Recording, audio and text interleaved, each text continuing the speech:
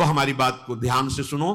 तुम जिस परिस्थिति में हो, भगवान ने तुम्हें जहां रखा है, जैसी परिस्थिति में रखा है, तुम्हें निराश हताश होने की जरूरत नहीं है। वहीं तुमको सब फल मिल जाएगा। बस तुम ठीक से नाम जप करना शुरू कर दो। नाम जप अर्थात निरंतर भगवत संयोग, निरंतर भगवत, जय नाम तेई कृष्ण। कृष्ण नाम और कृष्ण स्वरूप अभेद है। जय नाम, अगर हम बोल रहे राधा राधा, तो मेरी लाडली जो राधा नाम रूप से मेरी जिह्वा में विराजमान है, अपार कृपा कर रही है। ये राधा नाम ऐसे सुनने को नहीं मिलता, ना जिह्वा में आता है। जब महारानी जी के रजोपसेवी रसिक जनों की कृपा, धाम की कृपा, तब जाके राधा नाम। ये तो राधा नाम वेद पुराणों से भी अलक्ष्य है। ये अन्यत्र आपको कहीं नहीं सुनने को मिले। यहीं से बाहर हटिए, मथुरा जाइए तो जय श्री कृष्ण मिलेगा, जय श्री कृष्ण। क्योंकि ये भूमि जिसमें आप विराजमान हैं, ये महाप्रेमामृत का सार, परा विद्या स्वरूप राधा नाम।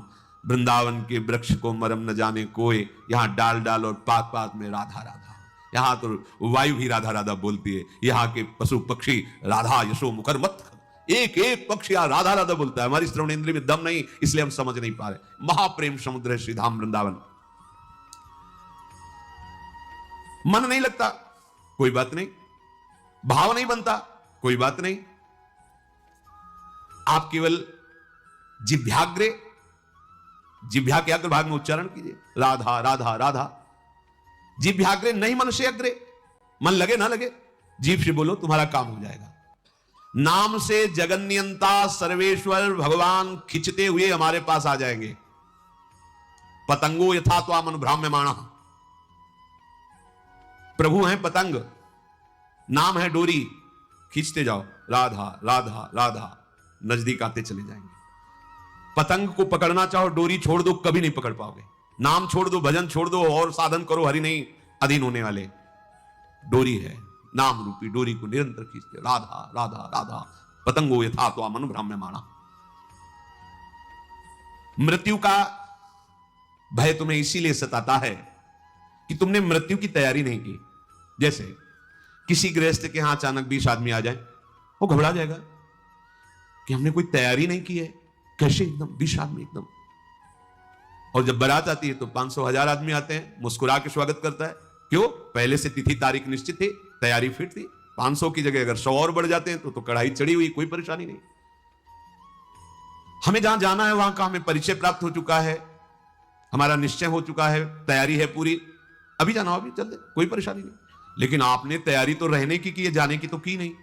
यहां पूरे विश्व में जितने भी हैं, कोई बिरले हैं जो जाने की तैयारी में लगे, नहीं सब रहने की तैयारी में लगे।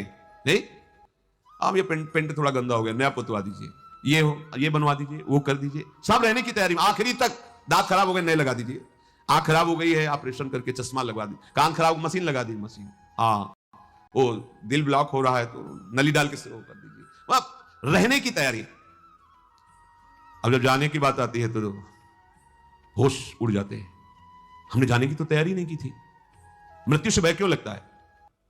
क्योंकि तुमने जाने की तैयारी नहीं की। और जाना पक्का है। जैसे सरकारी आदमी होता है ना, उसको बंगला गाड़ी मिलती है, प्रयोग करता है, उसकी आसक्ति नहीं होती, क्योंकि कब सरकारी आदेश आ जाए कि इस प्रांत से उस प्रांत में जाना, वहां बंगला गाड़ी मिलेगा। वो सरकारी है, प्रयोग कर रहा है, लेकिन उसकी आसक्ति नहीं। जैसे कोई कहे ना कि ये खिड़की का कोना टूटा हुआ है, क्या है, कभी भी आदेश आ सकता है कि आपको अमुक जगह जाना है, वहां नया बंगला गाड़ी मिलेगी, ये तो सरकारी वो ठीक कर रहा है, हमें तो केवल सरकारी काम। बिल्कुल ऐसे ही ये सरकारी गाड़ी मिली है सरकारी काम करने के लिए। भगवत प्राप्ति साधन धाम मोक्ष कर द्वारा, पाई न जे परलोक सभारा, सो परत्र दुख पावई, सिर धुनि धुनि पछताए, काले कर्मई ईश्वरे मिथ्या दोष लगाए। अब जब बुलावा आया, डॉक्टर ने कहा कि बस 1 साल के हो तुम, बस ये कैंसर ले जाएगा वो, मतलब बचने की संभव। क्योंकि तैयारी जाने की नहीं की थी ना, रहने की तैयारी की थी। अब कहां जाएंगे? जितना हमने प्रेम फैलाया वो तो यही है, जितना हमने कमाया वो सब यही है, जिसके लिए कमाया वो सब यही। अब हम कहां जाएंगे? हमारा मित्र कौन होगा? हमें प्यार कौन करेगा? हमारे पास है क्या? गया। मन पछितई है अवसर बीते, दुर्लभ देह पाए हरिपद भजु, करम वचन अरु जीते, मन पछितई है अवसर बीते।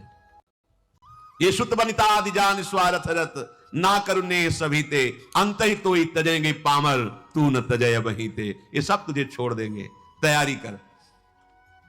गुरु कृपा से हम अपने हृदय की बात कह रहे हैं, प्रतिपल तैयार है। क्यों? जैसे कभी स्मरण भी आया, कष्ट होता, जैसे कल था डायलिसिस हो रहा, बीच में एकदम तो प्रसन्नता होती है, श्री जी के पास जाना है। कहां जाना है? श्री जी के पास जाना है। मृत्यु हमारे लिए मृत्यु थोड़ी है, श्री जी के पास जाने का पास है। ये अब फाइनल, अभी तक तो भाव से रहा, अब फाइनल, खत्म, संसार चक्र खत्म, अब तो अपनी लाडली के पास जाना है बस। कितना आनंद! जैसे आपका कोई प्रिय है, वर्षों से आप उससे मिलना चाहते हैं और गाड़ी आ गई, बुलावा गया, चलिए आप, तो आपको कैसा लगेगा? ये थोड़ी लगेगा कि भय लगे, नहीं, एक उमगन आएगी, आप तो तुरंत तैयार हो जाएंगे चलने के। हाँ हाँ हाँ, हम तो वर्षों से इंतजार कर रहे हैं बस। ये जो मृत्यु तुम्हें भय प्रदान कर रही, तुमने तैयारी नहीं की। मृत्यु अमंगल में नहीं है, परम मंगल है। मृत्यु शोक नहीं है, महोत्सव है। बस यही समझ नहीं पा रहे। क्यों? भगवान ने मृत्यु को अपना स्वरूप कहा है, मैं सर्व कुछ हरण करने वालों में मृत्यु हूं, मेरे प्रीतम है मृत्यु, और कोई नहीं, श्री कृष्ण है। आलिंगन करो अपने प्यारे श्री कृष्ण का और निरंतर दिव्य लीला में पहुंच चलो। पर यह बात की कोई तैयारी नहीं कर रहा। साफ जीने की तैयारी हो, यही रहने, क्यों किसी को नहीं रहने दिया जाएगा। यह सरकारी बंगला है, यहां ट्रांसफर होते रहते हैं, पुराने गए नए आए, पुराने गए नए आए, आप खुद देख रहे हैं कौन रहा। लेकिन अपने लोगों की बुद्धि इस बात में तैयार नहीं हो रही कि मुझे जाना है। अंदर से देखो, अंदर की बात कह रहे, बाहर से तो अभी आप हाथ उठाओ, कितने जाना चाहते हैं, क्या जाना। जब डॉक्टर कहेगा कि जाने की बात आ गई, तुम्हारी किडनी फेल, तुम्हारा दिल फेल, तुम्हारी इतना बड़ा मुंह बगल जा, अब क्या होगा? अब क्या होगा? तो तैयारी नहीं थी ना, तैयारी है तो मुस्कुरा देंगे। हाँ, अंदर से हर समय एक आनंद धारा रहती है, वो किशोरी जी के चरणों की। सत्प्रेम सिंधु मकरंद रसौघ धारा, वो धारा हमें जीवित किए है, वो धारा हमें ऐसे प्रसन्न रखती है कि किसी को ब्रह्मा का पद मिलने पर भी उतनी प्रसन्नता नहीं होगी जितनी प्रसन्नता हर समय बनी रहती। ये केवल महारानी जी के चरणों के आश्रय से। पूज्य बाबा कह रहे हैं कि आप कल्पना नहीं कर सकते कि आप कितना सुखी हो जाएंगे। वही बात देखो, बात तभी समझ में आती है जब स्थिति परिस्थिति में वो बात रहे। आप स्वस्थ हैं, सब अनुकूलता है, और फिर आप कह रहे हैं प्रभु की बड़ी कृपा है, ठीक है। लेकिन जब आप प्रतिकूल परिस्थिति में अनुभव करें, वाणी से नहीं, एक होता है देखो कि अब भाई भगवान है, वो जो करेंगे तो सहना ही पड़ेगा, हाँ कृपा ही है, फिर मतलब एक सहना, और एक होता नहीं कृपा है, मैं अनुभव कर रहा हूं इसमें कृपा है, वो बात। अब सहना ही पड़ेगा, और एक है कृपा, ये कृपा है जो अनुभव होता है, ये मृत्यु को भी भयभीत कर देगी। आप देख, कुछ नहीं, कुछ नहीं, ऐसा परमानंद प्रकट होता है केवल लाडली जी के आश्रय से। मतलब अब जैसे हम कहें कि जिस समय हम चिंतन करते हैं तो और हर समय करते क्या है, पर कभी कभी उसमें गाढ़ चिंतन जब होता है तब दिखाई देता है कि अरे ये जीव कैसा भ्रमित हो रहा है, कैसे इसका समय नष्ट कर रही माया, जिस समय में ये परम पद प्राप्त कर सकता है उसको कैसे नष्ट कर रहा है, बड़ी भूल हो रही, बड़ी भूल हो रही। तो तभी जब वो अंदर से कि आप क्या इतने घंटे सो रहे हैं, बर्बाद क्यों कर रहे हो? अरे एक वो नींद आने वाली है जिसमें सदा सदा के लिए तुम सो जाओगे, होश में हो, मृत्यु आने वाली है। यहां तो काम चलाना है, भोजन पाके, क्रियाएं करके, नींद लेके, ये केवल काम चलाना है। मुख्य हमारा कार्य है भजन, क्योंकि इससे हमारी गति बनेगी। हमारे जीवन का लक्ष्य भजन है। प्रभु की बड़ी कृपा, सच मानिए जिसको सत्संग मिल गया, सत्संग में स्नान करने पर फिर और कुछ कोई तीर्थ स्नान करने की जरूरत नहीं रह जाती। स्वाभाविक कैसे? सत्संग का फल है, मज्जन फल पेखिए तत्काला, काक होए पिक बको मराला। अगर सत्संग रूपी तीर्थ में स्नान कर लिया तो कौआ कोयल हो जाएगा और बगुला हंस हो जाएगा। इसका तत्काल का प्रभाव है। एक सत्संग का शब्द आपके जीवन को बदल देगा। सत्संग के समान कोई बड़ा तीर्थ नहीं है। अगर इसमें जो रोज अवगाहन करते हैं पर आचरण में उतार ले, कुसंग ना होने पावे, तो सत्संग तुम्हें महात्मा बना देगा। पैंट शर्ट में तुम महात्मा होगे, गृहस्थी में रहते हुए तुम महात्मा होगे। महात्मा कोई बाहरी वेश ही नहीं है, महात्मा एक स्थिति है, महात्मा की एक स्थिति होती है। यह बात बिल्कुल याद रखना, कभी निराश मत होना। तुम्हें कभी यह सोचना नहीं पड़ेगा कि मेरा क्या होगा, यदि एक क्षण भी तुम बर्बाद नहीं करोगे तो। महापुरुष तो मेरी बात मान लो, एक क्षण भी भजन से बिलग न जाने पावे। सेवक जी महाराज भी कह रहे हैं कि कबहू काल वृथा नहीं जाए, एक क्षण भी तुम्हारा व्यर्थ नहीं जाना चाहिए। व्यर्थ क्या है? अगर भजन छूटा, नाम छूटा, भगवत आश्रय स्मृति, वो व्यर्थ जीवन है, चाहे जितना आप कमा लो, कुछ नहीं। ये ऐसी बाढ़ सी आती है, घटती देखे जाते हैं। किसी व्यक्ति को हमने देखा था एक बार, वो पूरा परिकर आए थे, सोने की कटोरी, चांदी की कटोरी, चांदी की थाल, किसी में अनार के दाने, किसी में पपीता के हुए, ढेर सारी चौकी में बाल भोग के समय। तो पूछा कि उन्हीं के निज जनों से, तो उन्होंने बताया अमुक अमुक अमुक ऐसा ऐसा। फिर कुछ समय बाद वो मिले तो उन्होंने बताया वो जो थे ना, वो इस समय अमुक जगह बंदी है। इतना वैभव, इतना सब, वो किसी बड़े फैक्ट्री के बड़े मालिक थे ऐसा, वो उन्होंने बैंक का कर्जा लिया था ऐसा। ये माया का ऐसे फ्लू चलता है, एक समय सोने की कटोरी और दूसरी समय अल्युमिनियम का कटोरा। बड़ी विचित्र खेल। कभी इस पर भी, ये सत्य नहीं है, ये नाटक है माया का। सत्य है हरिनाम, हरे नामयु, हरे नामयु, हरे नामयु। मान लीजिए, ये मत समझिए कि हम बाबा जी तो भगवान के पक्ष की बात केवल कह रहे हैं। सत्य विषय यही है, सत्य विषय यही। अगर आप भगवान का भजन नहीं करते तो जो भी कर रहे हो हाथ कुछ नहीं लगेगा, बटोर लो।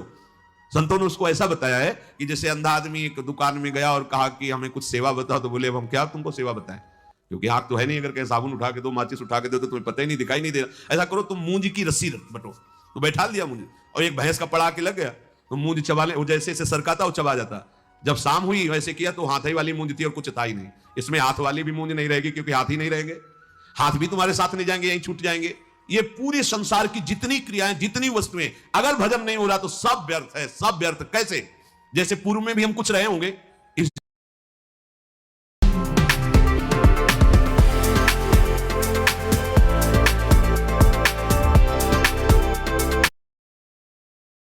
देखो, कोई भी प्रकृति के द्वारा रची हुई वस्तु अपना स्वभाव नहीं छोड़ती।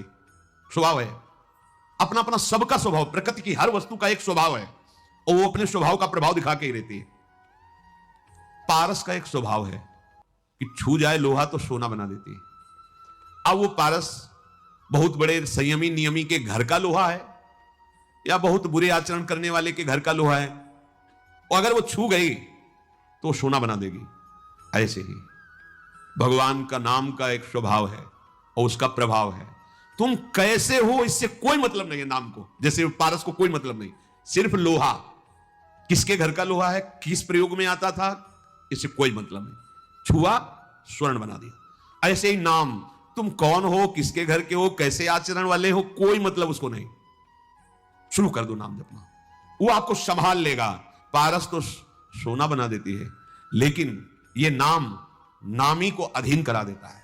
सर्वलोक महेश्वर भगवान उसके अधीन हो जाते। सुमिर पवन सुत पावन नामू, अपने बस करी राखे रामू। और भगवान तो आपको प्यार कर ही रहे, क्योंकि भगवान कभी असत्य नहीं बोलते। भगवान कहते हैं सुहृदम सर्वभूतानाम, मैं समस्त भूतों का सुहृद हूं, बहुत प्यार करता हूं। तो हम भी तो है ना। तो यदि हम भजन करके प्रभु को अपना जीवन समर्पित कर दें तो हमारी जितनी मांगे हो सब अपने आप पूर्ण हो जाएंगी। केवल भजन करने वालों को ही अनुभव होता है कि भगवान हमें प्यार करते हैं। प्यार सबको करते हैं, सबम प्रिय सबम उपजाए। परम सुहृद सर्वलोक महेश्वर भगवान की दृष्टि में हम हर समय हैं, वो हमें देख रहे हैं। शास्त्र शीर्षा पुरखा सहस्राक्षा, हजारों नेत्रों से हमें देख रहे हैं। विश्वतस चक्षुर, पूरे विश्व में उनके नेत्र हैं, वो देख रहे हैं। मतलब एक छोटा सा अणु भी वो भगवान की दृष्टि से बच के नहीं जा सकता, सब भगवान देख रहे हैं। कितने सुख की बात है कि हमें भगवान देख रहे हैं। अवश्य आप ऐसा दृढ़ विश्वास करें तो आपको कभी प्रतिकूलता का मुख नहीं देखना पड़ेगा। आपको भगवान देख रहे हैं तो बोले कभी प्रतिकूलता का मुख नहीं देखना पड़ेगा। क्यों? क्योंकि जब आप ये देखोगे कि श्री भगवान देख रहे हैं तो आप पापाचरण नहीं करोगे। सच्चा उपासक वही है जो हर समय देखता रहता है कि भगवान देख रहे हैं। दो शिष्य बनने के लिए एक संत भगवान के पास गए, उनका हम आपके शिष्य होना चाहते हैं, कंठी भी लाए, माला भी लाए, दे दीजिए। हाँ ठीक।